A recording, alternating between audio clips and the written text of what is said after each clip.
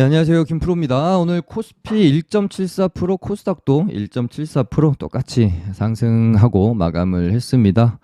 일단은 뭐 코스피는 말씀드렸던 대로 진행이 됐죠. 이렇게 저항대를 두고 저점을 점점 높여가면서 이렇게 삼각수렴 형태로 가다가 결국은 이렇게 뿅 하고 돌파가 나올 거다라고 뭐 화요일, 수요일 방송에서 말씀을 일단 드렸는데, 일단 최근에 미국 증시도 다우가 나스닥보다 좋고 우리 증시도 코스피가 코스닥보다 강하죠. 이제 금리 인상 시기가 오게 되면은 전통적으로 이제 기술주랑 성장주들이 좀 약할 수밖에 없기 때문에 이제 대형주 쪽으로 수급이 지금 몰리고 있는 상황이고, 하나의 이제 고민거리가 있는 것 같아요. 우리 증시의 지금 현재 가격대나 차트만 보면 우리 시장은 사실 이제 한 파동이 시작이 될 것 같은 자리에 있거든요. 이렇게 최소한 추세 여기 이제 상단선까지는 한번 파동이 나와야 된다라고 보는데, 이렇게 되면은 뭐 몇 프로 정도 남았나요? 한 코스피는 한 3.5%만 4% 정도, 한 121선 근처까지 정도 파동이 나올 수 있다라고 치면 코스피는 그 정도 일단 남아 있고, 코스닥은 최근에 좀 많이 약해서 아직도 여기 저항대를 뚫지 못하고 있는 상황이거든요. 일단 이렇게 보시면 코스닥은 추세 상단선으로만 보면은 룸이 아주 많이 남아 있죠. 여기서 한 뭐 7%, 8% 가량은 더 상승할 수 있는 여력이 있다라고 보고 있는데, 그러니까 우리 시장은 지금 이 정도로 파동이 남아 있다라고 보는데, 문제는 미국 증시입니다. 최근에 미증시 상승하는 데 반해서 우리 증시가 이게 말이 되나 싶을 정도로 너무 약했거든요. 진짜 징글징글한 국장 K장이라고, 뭐 우리나라의 증시를 폄하하고 싶지 않은데, 야 진짜 징그럽다는 소리가 안 나올 수가 없습니다. 네. 또 뭐 이제 다우는 이렇게 좀 추세선으로만 보면은 다우도 사실은 얼마 그렇게 많이 남진 않았습니다. 그래서 거의 이제 조정 없이 올라왔고, 가더라도 뭐 조금 눌렸다가 이렇게 가면은 이 정도 부근에서 저항이 좀 세게 나올 수밖에 없을 거라고 보거든요. 여기서 뭐 이렇게 갈 수는 없는 것일 테니까요. 그래서 근데 뭐 이렇게 파동 주고 갈 때도 보면 다우는 보통 이렇게 이제 조정이 그렇게 크지 않고 한 번에 뽑았다가 빠질 때도 뭐 그렇게 이렇게 반등 없이 그냥 쫄쫄쫄 빠지는 좀 경향이 있기는 합니다. 그래서 다우도 상승 여력이 이제는 좀 얼마 안 남았고, 나스닥도 보시면 이 추세 상단까지, 나스닥은 그래도 이제 조금 남아 있긴 해요. 한 7%뭐 비슷하게 남아 있네요, 코스닥이랑. 그래서 우리 증시는 이제 뭔가 시작일 것 같은 느낌인데, 미국 증시는 사실 이미 어느 정도 좀 많이 올라와 있는 상태라는 부분이 좀 이제 꺼림직하긴 하죠. 그래서 앞으로 미국 증시랑 우리 국장의 디커플링이 일어나는지 여부 정도 체크해야 될 것 같고요. 뭐 예를 들면은 미장이 좀 빠지는데 우리가 견고하게 좀 잘 올라간다라고 하면은 약간 이제 디커플링 일어나면서 지금까지 워낙 우리 증시가 약했기 때문에 미증시 대비 강한 모습을 좀 보여주는지 그런 거 체크할 필요가 있을 것 같고, 또 하나는 지금 다우가 단기간에 너무 좀 많이 올랐기 때문에 다우가 조금 이제 쉴 때 나스닥이 같이 빠지는지, 아니면은 나스닥이 이제는 다우랑 좀 키 맞추기를 해야 되니까 힘을 좀 내주는지, 요 포인트들 보면서 시장을 보면 될 것 같습니다.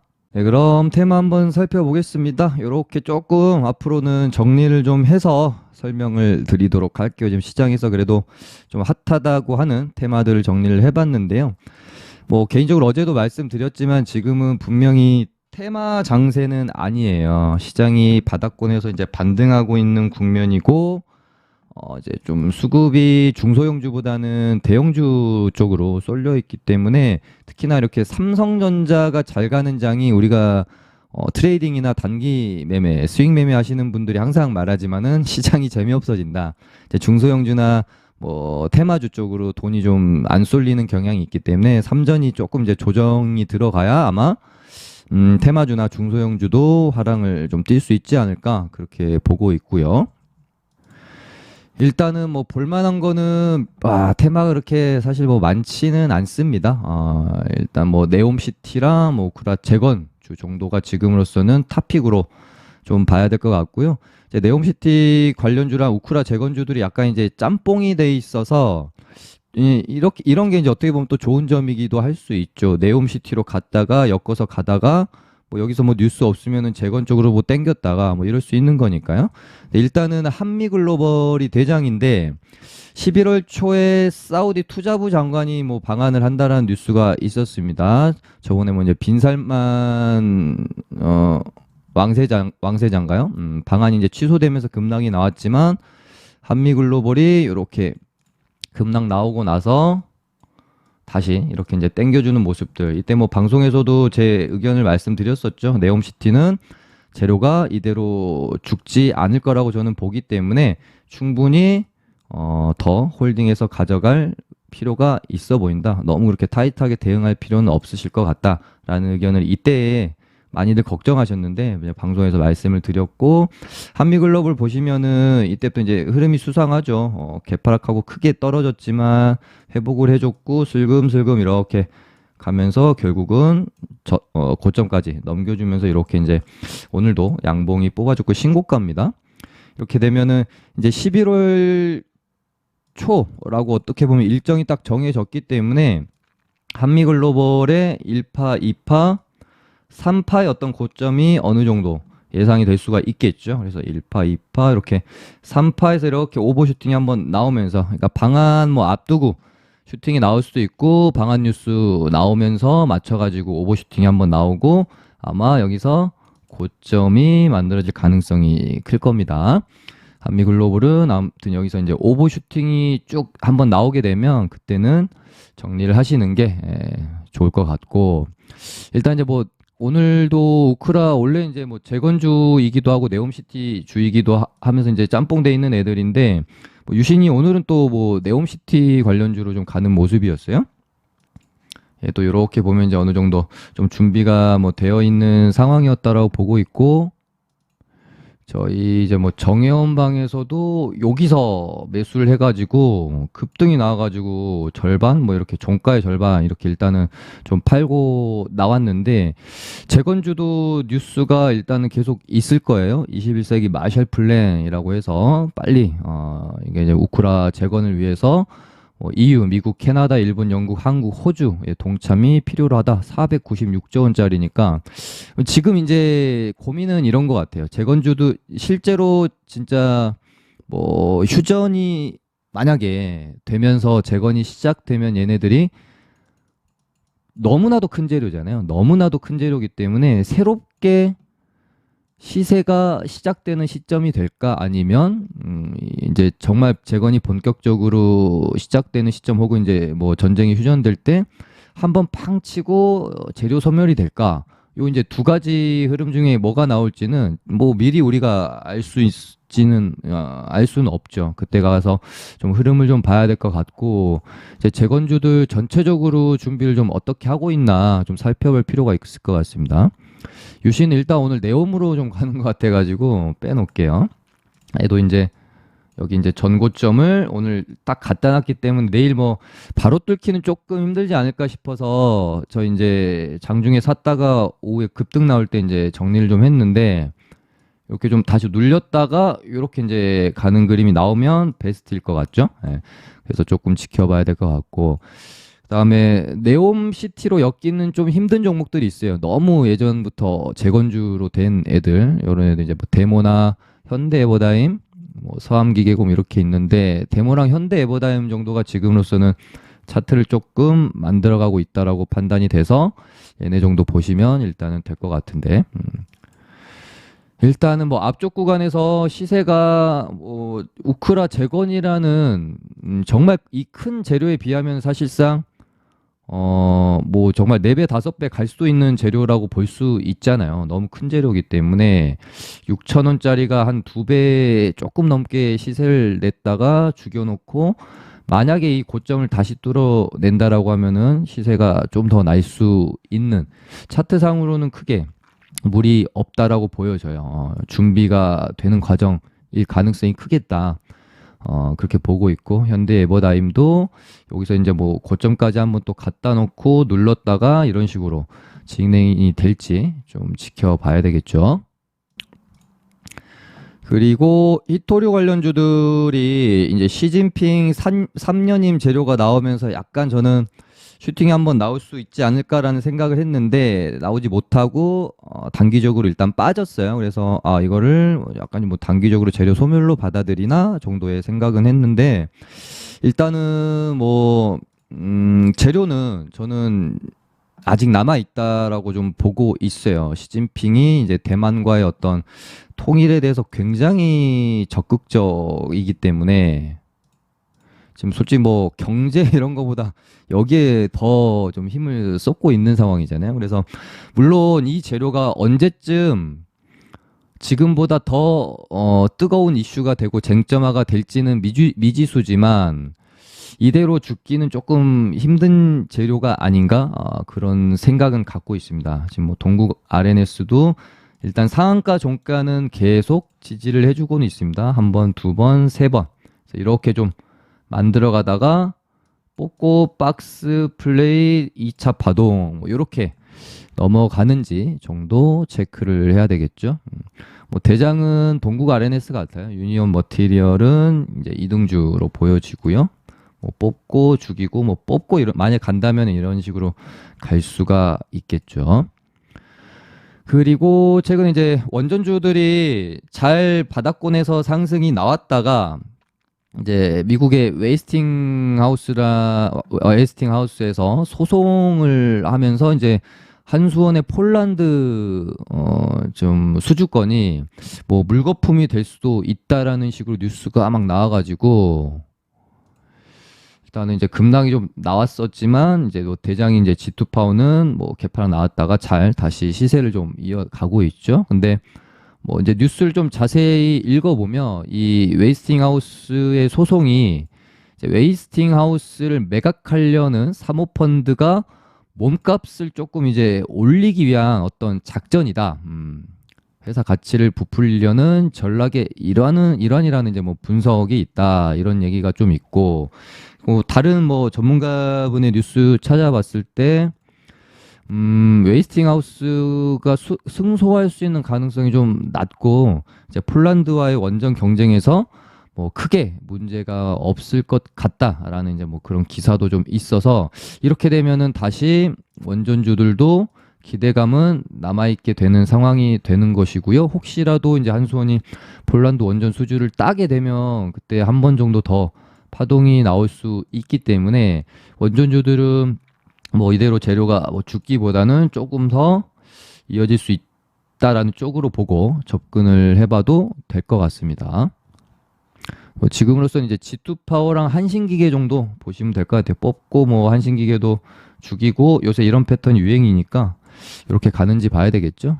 G2파워는 얘는 뭐 워낙 끼가 좋은 애라서 뭐 이대로 죽지는 않겠지라는 생각으로 저도 이제 좀 추적을 일단 좀 하고 있고 그 다음에 태양광 풍력 그러니까 신재생 얘네들이 여기서 이제 죽을지 다시 한번 파동을 좀 낼지 참 간당간당한 그런 자리였습니다. 현대에너지솔루션도 그렇고 오늘도 이제 하나솔루션이 이런 자리에서 시장이 그래도 반등이 나오는 구간에서 갭띄고 이렇게 음봉으로 뭐 밀어버리는 모습 보면서 저도 이거 조금 수상하다 애매한데 여기 자리 지키는지 확인하고 접근을 해야 될 것 같다 그런 생각이 들었었거든요. 그러고 나서 이제 오늘 하나솔루션의 실적 발표가 대박으로 나왔죠. 어닝 서프라이즈가 나왔는데 발표 나오자마자 갑자기 투매로 꽂더니 이거를 다 받아가지고 이제 기관 외인이 받아서 올려놨습니다. 이렇게 되면 이제 기대감이 다시 좀 살아날 수가 있고 요새 또 원체 대형주들이 강하니까